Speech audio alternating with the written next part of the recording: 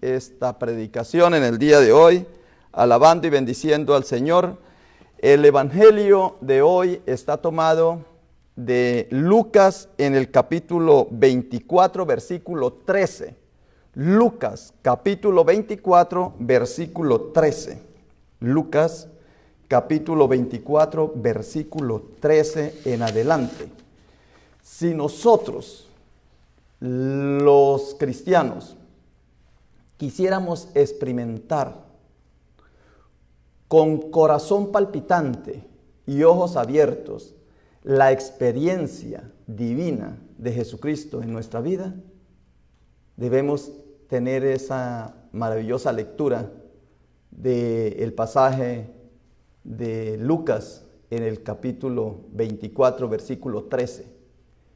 Si queremos nosotros tener una síntesis de lo que significa ser un cristiano verdadero y qué es el proceso para ser un buen cristiano, tenemos que leer a Lucas en el capítulo 24, versículo 13, que es sobre la caminata de Emaús, o cuando Jesús se presenta a dos de sus discípulos y camina con ellos.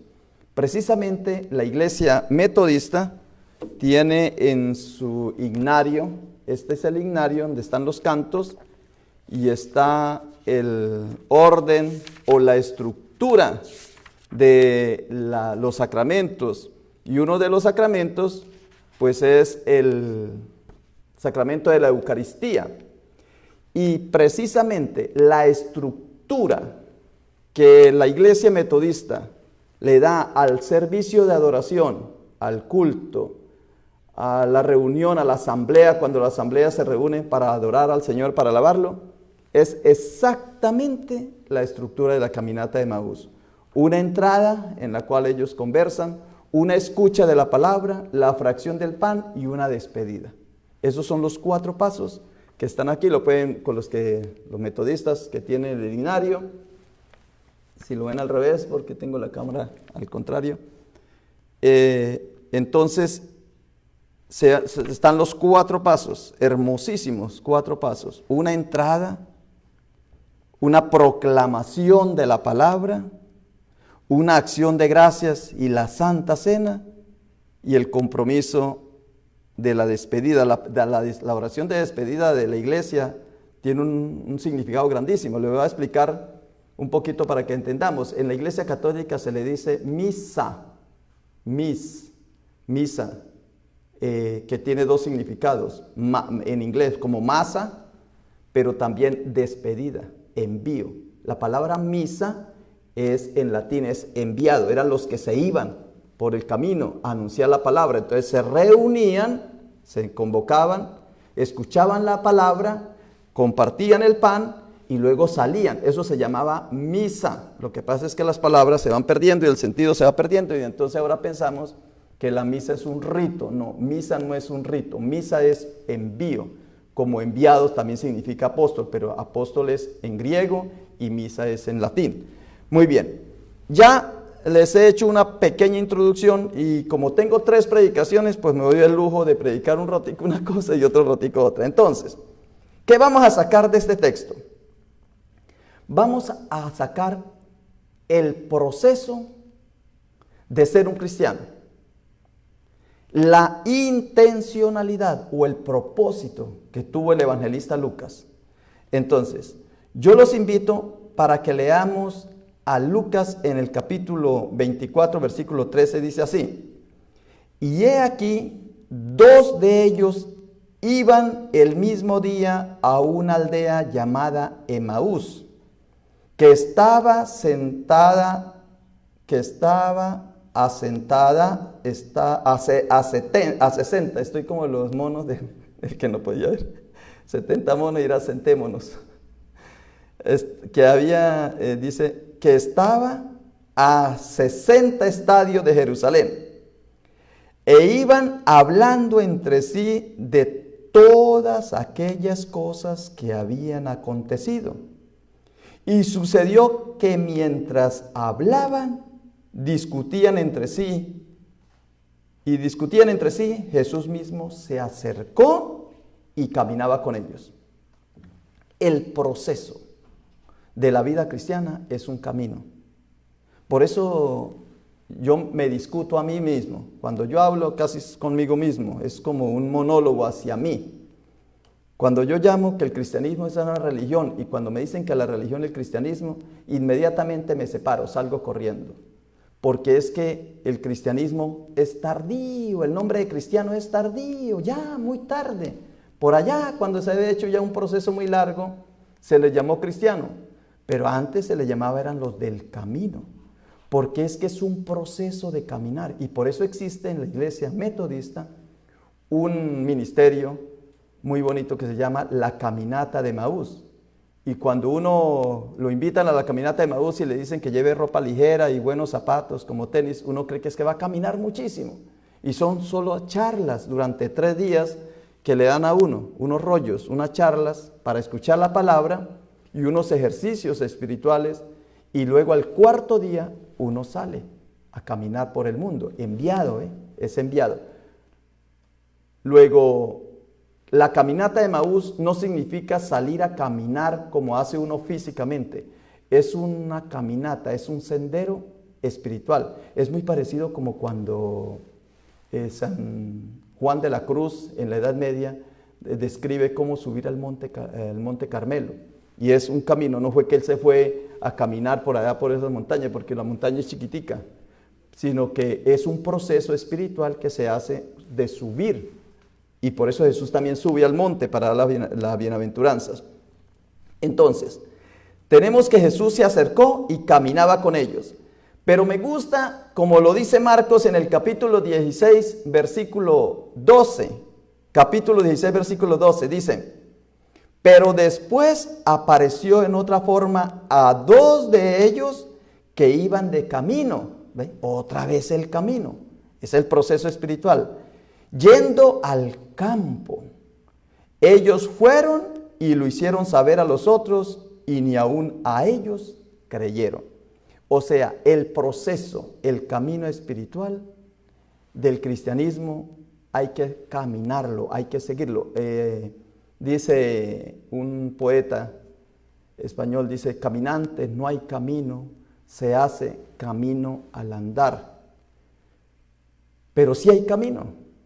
Él dijo: caminantes no hay camino, se hace camino al andar. Pero eso se lo dijo como al mundo. Pero nosotros que somos cristianos, para nosotros sí ya hay un camino. Porque Jesucristo es el camino, la verdad y la vida. Por lo tanto, hay un proceso. Lo que pasa es que tenemos que tener una intencionalidad para nosotros vivir esa experiencia y ese camino. Esa es la predicación en el día de hoy. La predicación en el día de hoy es que nosotros como cristianos tenemos que hacer un camino espiritual. Es imposible que nosotros hayamos sido cristianos o hayamos recibido a Cristo hace 3 años y estemos en el mismo lugar, de pasiones, de dificultades, de angustia, de tristeza, y no hayamos aprendido nada. Tenemos que hacer un camino. Entonces les voy a mostrar cómo es ese camino. Entonces ya leímos a Marcos, ya leímos la primera de Lucas. De Lucas en el capítulo 24, versículo 13. Cuando Jesús se acerca a los discípulos que van camino hacia Emaús y empieza a caminar con ellos. Pero era que Jesús ya se los había dicho. Antes de morir ya les había explicado más o menos de qué se trataba la vida cristiana. Lo encontramos en Mateo 28, 19. Dice: por tanto, id es otra vez caminar, es salir. Id y haced discípulos a todas las naciones. Es decir, es compartir la experiencia espiritual de Cristo con ojos abiertos y corazón palpitante y ardiente, como le ardía el corazón a los de caminantes que iban camino de Emaús. Les ardía el corazón y luego se les despertaron los ojos. Así es que nos corresponde a nosotros. Entonces dice: por tanto, id y haced discípulos a todas las naciones, bautizándolas en el nombre del Padre y del Hijo y del Espíritu Santo, enseñándoles que guarden todas las cosas que os he mandado. Y he aquí, yo estoy con vosotros todos los días hasta el fin del mundo. Con los caminantes de Emaús, Jesús estaba con ellos, los acompañó. Y les había dicho a los discípulos que cuando salieran a caminar, cuando salieran de esa experiencia espiritual, cuando salieran de su ego, de su propia personalidad y empezaran a vivir una vida cristiana de manera diferente al mundo, Él iba a estar con ellos. Y aquí les había anunciado la promesa. Y cuando los envía a la misión, en Lucas 9:1, dice exactamente lo mismo. Dice, habiendo reunido a sus 12 discípulos, porque en un momento le dice apóstoles, en otros discípulos, les dio poder y autoridad sobre todos los demonios y para sanar enfermedades.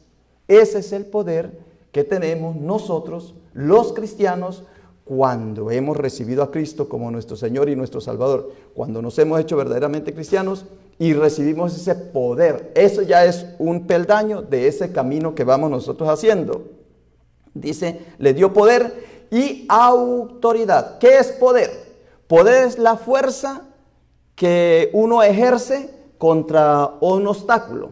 Si ese obstáculo es más fuerte que el poder que yo tengo, pues me gana. Por ejemplo, si yo empiezo a empujar un muro de piedra de muchas toneladas, tiene más fuerza el muro que yo. Luego, aunque yo digo tengo poder, no tengo más poder que la fuerza que tiene ese muro. O si viene un tigre, o si viene un toro, un animal, una fiera, y yo puedo obtener menos poder que la fuerza que tiene ese obstáculo, que tiene eso que me atemoriza. Entonces, lo que yo debo tener es autoridad. Entonces, debo tener dos cosas. Y por eso él dice, les dio poder y les dio autoridad. Porque el poder es contra la fuerza y la autoridad es el saber, es el conocer. Por eso cuando una persona es experta en literatura, se dice, esa persona tiene autoridad en la literatura. Cuando una persona es experta en medicina, dice, invitemos a esa persona porque tiene autoridad en medicina. O el que es abogado, licenciado, se le dice, ese tiene autoridad en las leyes. Y el que es ministro, invitemos a ese ministro que nos hable la palabra de Dios porque tiene autoridad en la palabra. ¿Qué quiere decir que tiene autoridad en la palabra? Que conoce la palabra. Entonces, la autoridad nos la da el saber, el conocer lo que nosotros practicamos. Y el poder nos la da el Señor para que rechacemos o para que saquemos de un lado el obstáculo, para que venzamos los obstáculos que se nos presenta a la vida. Dice, ¿y cuál es el poder y la autoridad? Es sobre los demonios, dice, y sobre todos los demonios y para sanar enfermedades. Y los envió a predicar el reino de Dios y a sanar a los enfermos. Ahí está claro cuál es el propósito de subir y de caminar, subir al monte, subir a la montaña. Es ir, es salir. De eso se trata la predicación en el día de hoy, es hacer un proceso de vida espiritual. Si tú todavía no sabes la palabra, estamos hablando del punto cristiano, y no sabes cómo enfrentarte a los temores del demonio, no sabes cómo sanar, si el Señor ya dijo que Él pasó por todas las aldeas y ciudades sanando y curando toda enfermedad, y todavía tú no sabes autosanarse, si te da el coronavirus, ¿qué tienes que hacer? Pues empezar que tu cuerpo se autosane, que el cuerpo agarre las defensas a través de los anticuerpos que el mismo cuerpo desarrolla. Ese es el poder que nosotros debemos tener. Eso es a nivel biológico, pero a nivel espiritual es exactamente lo mismo. Y luego, primero envió a los 12, pero para que no nos quede duda que el envío no es para 12 nada más, sino que es para todos los cristianos, nos dice en Lucas 10:1 que después envió a 70. Exactamente haciendo lo mismo. Dice, después de estas cosas designó el Señor también a otros 70, quienes envió de 2 en 2 delante de él a toda ciudad y lugar a donde él iba a ir, ¿ve? Donde él iba a acompañar el proceso. Y les decía, la mies a la verdad es mucha, mas los obreros pocos. Por tanto, rogad al Señor de la mies que envíe obreros a su mies, que envíe caminantes, personas que quieran hacer el proceso espiritual.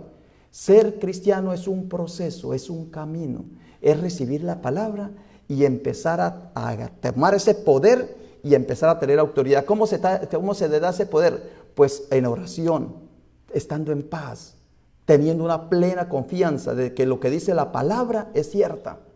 Y con esa fe empezamos a unirnos a ese amor divino. Y con esa unidad vamos a salir con fuerza y con poder. De eso se trata la caminata de Emaús.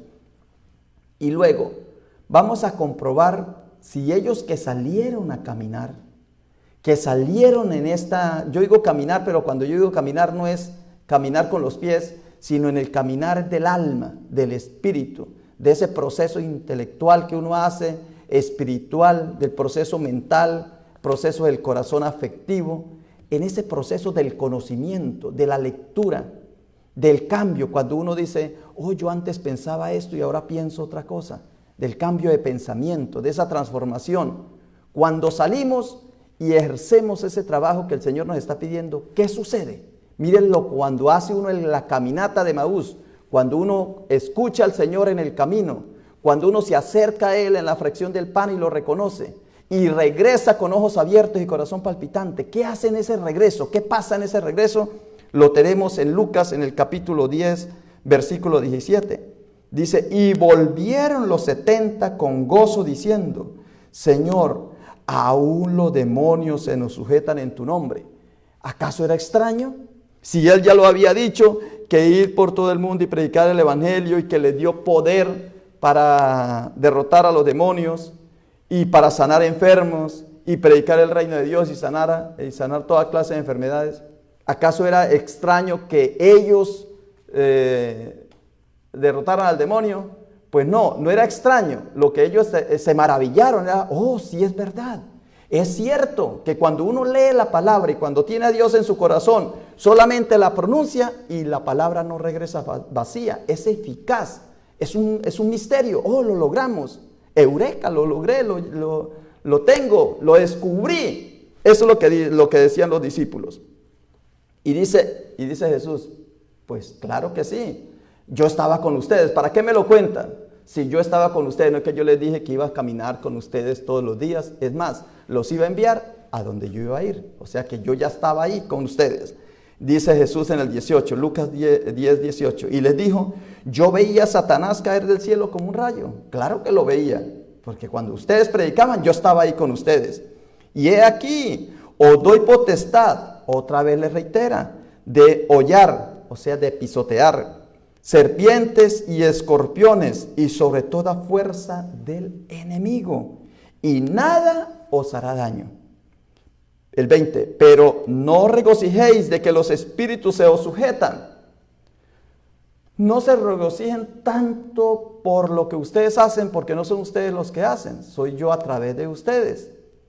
Alégrense más bien, porque al usted prestar su cuerpo, al usted prestar su alma, su espíritu, al usted prestar sus recursos, lo que usted tiene, su tiempo, al usted dedicarle tiempo a la obra de Dios, inmediatamente se va registrando algo maravilloso en el cielo. Y dice, no se sorprendan ustedes, ni se alegren, ni se regocijen, porque están haciendo esta obra. Regocíjense porque sus nombres están escritos en los cielos. Eso sí es la maravilla, ¿eh? Entonces ahí termina. Eso es lo que significa la caminata de Emaús. La caminata de Emaús lo que dice es, mire hermanos, así como ellos, yendo en camino, Jesús se acercó con ellos, les explicó las Escrituras, en la fracción del pan, el sacramento de la Eucaristía, de la Santa Cena, de la comunión. Y luego ellos lo ven, despiertan, sus ojos aparecen, y luego ellos retornan, ¿sí ve? El retornar es traer buenas noticias. Oh, lo logramos. Mire, lo he alcanzado. Ya lo sé cómo se hace. Entonces van y regresaron. Por eso ve que ellos regresaron a avisarle a los discípulos, a los compañeros, cómo les ardía el corazón y cómo lo reconocieron en la fracción del pan. Es decir, cómo vivieron el proceso. Ese proceso lo tenemos que vivir todos los seres humanos que queremos ser cristianos y que queremos al final nuestros nombres estar escritos en el libro de la vida. Gracias te damos, Señor, por esta palabra. Gracias, Padre Celestial, porque entendemos que ser cristianos no es simplemente una religión, ni siquiera es una relación, porque ya me tienen a mí borracho y loco mis hermanos pastores diciendo, es que no es una religión, es una relación. Y yo también les digo, no es ni siquiera relación. Es una vivencia espiritual, es un caminar tuyo de un proceso. No es relación, no es que yo me voy a relacionar como si me caso con una persona. Entonces, soy soltero, entonces ya me casé, entonces ya primero tuve una relación con esta persona, nos enamoramos, entonces me caso y ya los dos vamos a hacer un proceso. No, no, es que Cristo está dentro de ti, el Espíritu Santo, tú eres templo del Espíritu Santo, tú eres el cuerpo de Cristo. Es decir, que todo lo que hacía Jesús, tú lo vas a hacer. Por eso yo digo que la fe no es solamente es creer, ni tampoco crecer solamente en fe. La fe es poner esa fe en evidencia, es poner la fe en práctica, como lo hizo el buen samaritano, que puso la fe en práctica, como lo hizo la mujer samaritana, que dejó el cántaro y puso la fe en práctica. Todos ellos, San Pablo, Pablo también, dejó lo que tenía y puso su fe en práctica. Eso es, que cada uno de nosotros tenga la experiencia, haga el intento, hágalo, solamente por probar. Entonces, cuando alguien, así no tengas fe, así no sientas nada, no diga, no creas, así no creas, solamente pon la mano sobre los enfermos. A ver qué pasa. Diga, en el nombre de Jesús.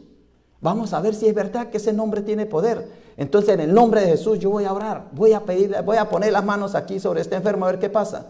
Inmediatamente el enfermo se sana. Entonces, ¿qué quieres tú? ¿Qué dices tú? Uy, mire, sí se logró. Mire que Satanás se quitó, se fue el espíritu maligno que acababa. Sí se quitó. Y entonces agarra uno fuerza, agarra poder. Es solamente experimentarlo. Por eso cuando el niño, este es un ejemplo que dan, cuando le preguntaba el misionero, llegó a un campo, a un lugar donde habían muchos niños, y uno de esos niños estaba chupándose el dedito. En algunas partes los niños se chupan este dedo, y estaba con la boca, el dedito lo tenía en la boca, y entonces le dice el misionero, ¿y a qué sabe el dedo? ¿Y a qué sabe el dedo? Le dice como 3 veces, y el niñito solamente con sus ojitos lo miraba, y a la tercera vez que el misionero jugando con él dice, ¿y a qué sabe el dedo? El niño le dice, prueba. Se lo sacó de la boca, prueba, para que sepa que sabe el dedo. Entonces, es exactamente lo que tenemos que hacer con el cristianismo. Y la caminata de Emaús, ojalá nosotros leamos, releamos, cantemos, hay cantos sobre esto, este pasaje, y lo volvamos a leer, y lo volvamos a leer, el capítulo 24, versículo 13 al 35. Esos pasajes de la caminata de Emaús está todo el resumen de lo que es un ser cristiano, de lo que es la vida cristiana, pero una vida cristiana de verdad, íntegra, de uno meterse dentro del cristianismo y saber que por donde uno va es un Cristo vivo, presente. Es parecido, muy parecido a las experiencias que han tenido los otros. Gracias, Señor, por esta palabra, gracias por todas las bendiciones que recibimos de ti, Señor. Vamos a continuar nuestra vida espiritual a pesar de la crisis que estamos viviendo, Señor. Tú nos das fuerza, oramos por las personas que se encuentran delicadas de salud, no solamente por el coronavirus, sino por aquellas otras personas que padecen, que sufren otra clase de enfermedades, Señor. Por ellos también oramos, porque nos dices que tú nos diste poder contra los espíritus inmundos, pero también poder para sanar toda dolencia y toda enfermedad, para curar toda enfermedad y sanar a los enfermos. Gracias, Señor, en el nombre de Cristo Jesús. Amén.